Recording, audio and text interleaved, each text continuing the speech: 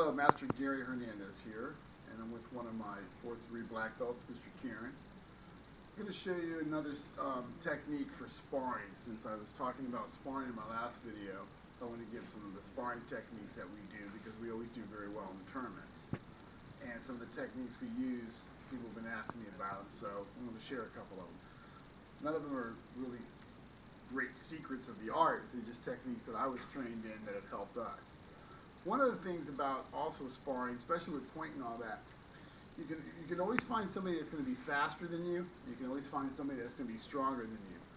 But that doesn't necessarily mean they have to be sneaker than you. And that was taught to me by one of my grandmasters.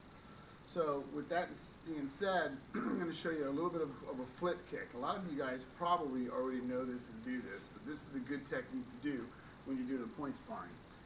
Karen, take fine stance.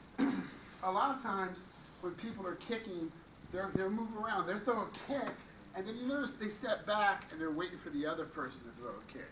I call that playing tennis or playing basically ping pong. You know, I'm hitting the ball and then I'm waiting for it to hit it back to me. And I see that all the time, even with my students. I have to get on them about that. They sit there, they throw a kick, and then they wait and he throws a kick, and then they kind of move around. So you want to have combinations.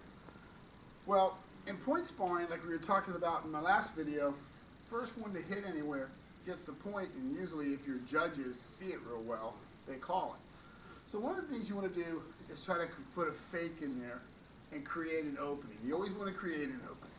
One of the techniques you can do it with a front snap kick or a back leg front kick.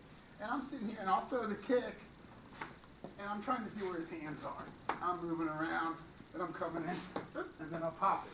So I'll bring that up, and I'll flip it into a roundhouse. I'll throw the back leg snap kick and set it down, or I'll throw a front snap kick, and I'll get his hands to be doing that.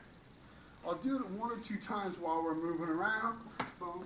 And then as I start to bring it up, just to where it's about to hit his hand, I'll flip it into a roundhouse.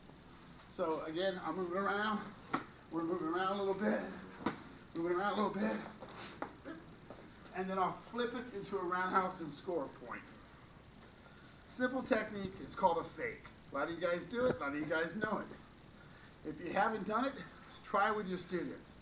Have them fake, get their hands moving around, create that opening. It's simple, it's basic, and it really works well.